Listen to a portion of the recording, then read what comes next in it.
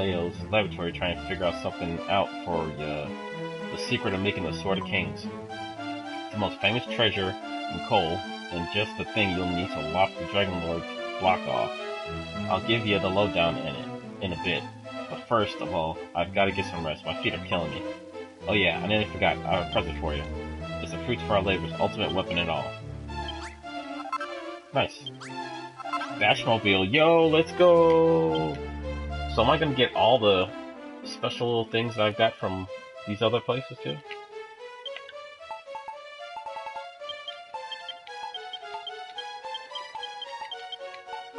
So let me keep that on me, because that's fun. Put that away. I don't need that. Alright, now what do you have to say? Find my quivering quiff. So this is the famous Tantagil Castle. The place the Cantlin Chronicle describes as the beating heart of all Alfgard. It may not be as bright and bustling as Cantlin is right now, but I can see that your building work is already well underway. Honestly, Sean, there seems to be no limit to your powers, but will they be enough to topple the mighty Dragon Lord himself? What a ridiculous question. If you don't have what it takes to defeat the Dragon Lord, nobody does. Which brings me to the other gift I have to give you. I'm going to tell you the secret to rebuilding the legendary armor you'll have to wear when you're fighting old lizard features. Right after I've introduced myself to the princess. You can wait until then, can't you? Oh, and by the way, Roche asked me to bring you these. The monsters around here aren't backward about coming forward, right? You'll be needing these to keep them as far from the castle as you can. Nice. Nice! More devil idols, let's go.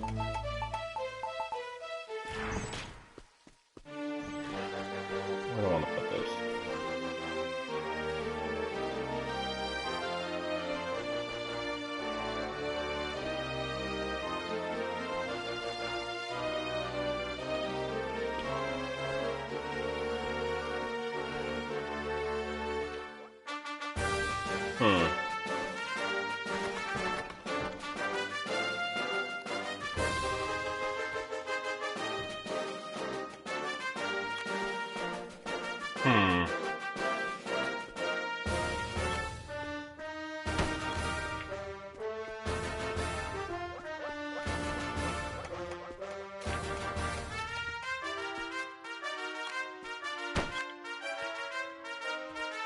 This should be interesting.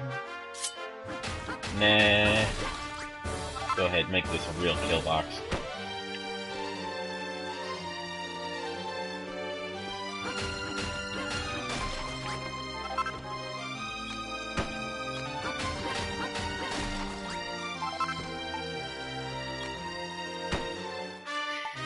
Alright.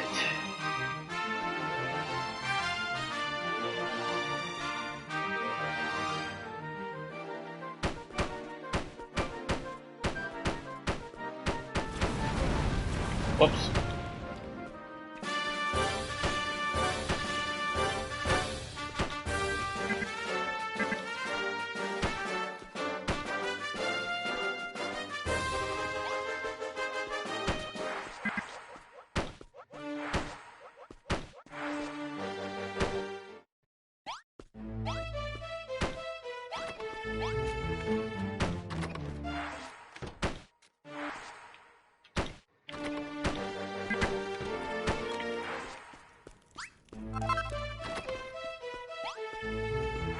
Okay.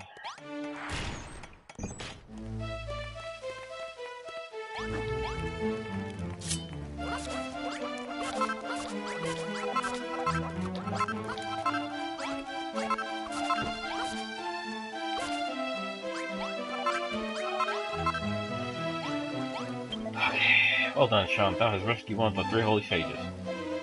That fellow is indeed a holy sage. For a chosen servant of Almighty Rubus, is he not rather a rustic sort?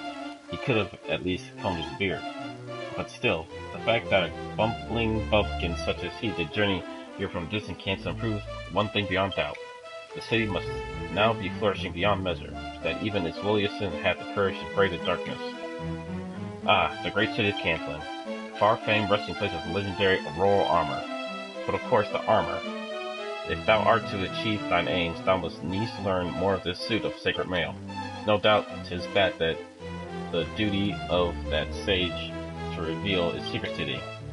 As for mine own duty, Sean, I endeavor night and day to divine the location of the ancient artifact thou wilt need to refashion the Rainbow Drop. To seem it hath been hidden away in the blackest recesses of the benighted realm. And what is more, the fiend that guardeth the treasure is not like to part with it. Shouldst thou but fell that monster, thy role as builder of Alfgar would be all but fulfilled. All this I have seen in my visions, but they are as yet hazy. When I know more, I will inform thee forthwith.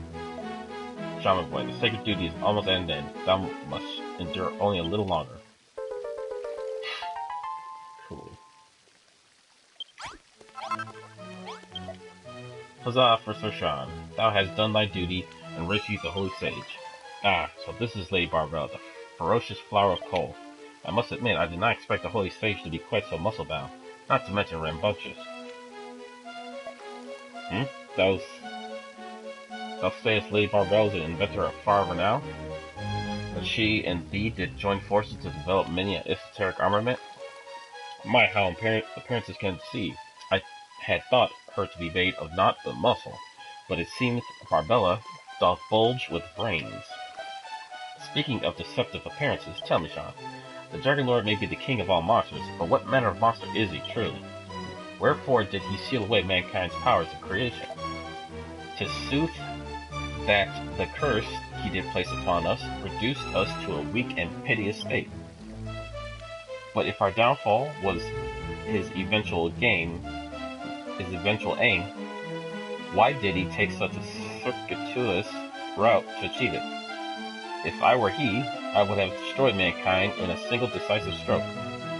I have said too much, and yet I cannot help but feel that there was something more to the Dragon Lord's scheme than evil and evil alone. Though his deeds do appear truly monstrous, could it be that his reasoning was sound?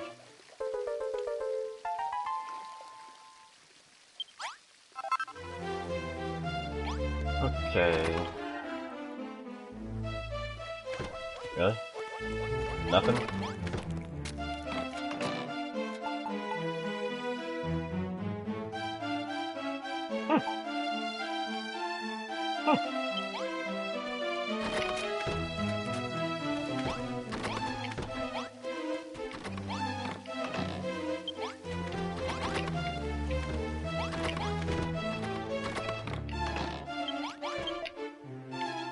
Sean, I've got a little confession to make. It wasn't actually me who the gods appeared to, it was Pippa. But Pippa asked me to come in her stead. She didn't want to leave the people of Cantilin in the lurch. Oh, that reminds me. Pippa made a picnic hamper for me to give to you, packed full of what she only described as plumberry surprise. But it started to make such a terrible pong on the way over that I was forced to get rid of it. It's safe and sound inside my Bubbles belly. Forgive me, Sean, but rest assured it was absolutely delicious. Oh, good for you, buddy. Good for you.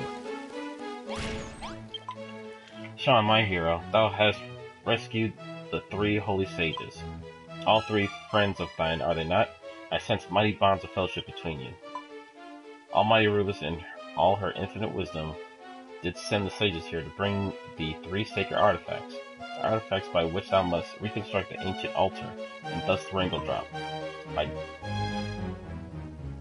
vouchsafing their safe arrival, thou hast brought thy sacred duty to prepare for the Dragon Lord's downfall one step closer to completion. John, I have been thinking upon the sacred duty of yours late. The great goddess did reveal to me that thou art not the hero who is destined to slay the Dragon Lord, and yet I cannot help but feel that, with the power thou wield, thou art abundantly big enough to achieve just that. Indeed, 'twould seem that all thy friends are certain the Dragon Lord's destruction will come at thy hand. However, Merlin the Seer doth insist that each and every one of us hath a predetermined path in life, and 'tis not our place to go against the heaven-sent guidance of the goddess. Verily, there is truth in his words.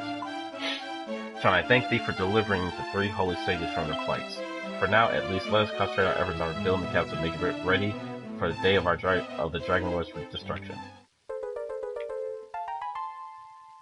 Well, he says I'm not a hero. He doesn't say that I'm not the one that's gonna kill him. Did he? Alright, what? Son, you ready to give that Dragon Lord a proper walloping? Sorry, of course you ain't. I ain't told you how to make the laser sword yet, have I? Alright, here goes. I'll show you how to go about forging the Sword of Kings. There was an old legend doing the rounds back in Kull saying this sword was first forged there hundreds and hundreds of years ago. So as soon as you set off in Tentacle, we started going through all Galileo's old books to see if we could work out how the thing was put together in the first place. And we finally did it. So here, follow these instructions and get that Sword of Kings rebuilt. Use to lop that Rotter's block off.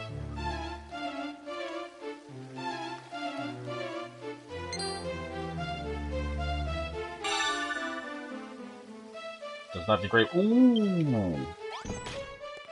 Nice.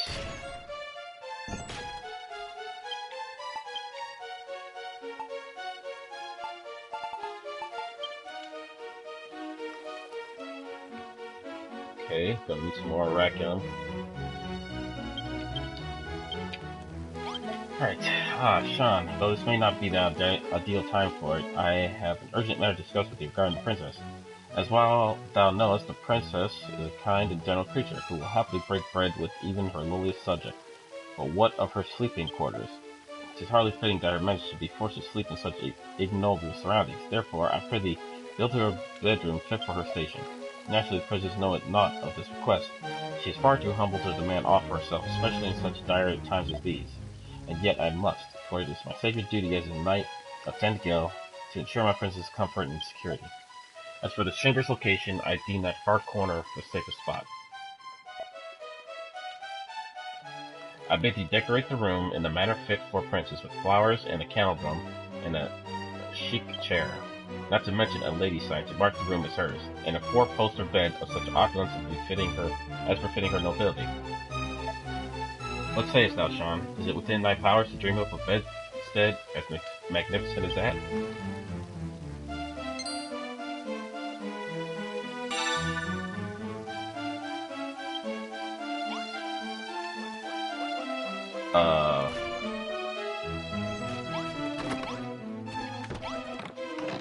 Dang it.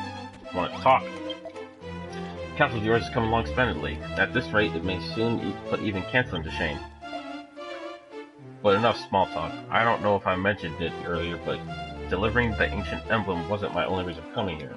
I also have to teach you how to forge the fabled armor. When the great goddess appeared to me and told... I thought she said they appeared to Pippa. Anyway, and told me I had to help you prepare for the day during the worst downfall. I remember something. There was a chapter in the Canceling Chronicle that described a long-lost suit of armor. It told how the great blacksmith Magog forged it for the hero of legend to wear when he faced the Dragonlord so many aeons ago. Do you remember that name, Sean? Indeed, the legendary suit of armor was created by none other than the ancestor of our good friend Magnus. I asked Magnus if he had any inkling of where the armor might be found, a secret family stash maybe.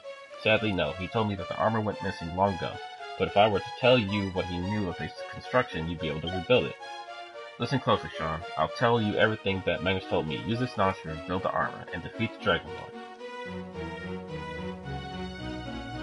Okay.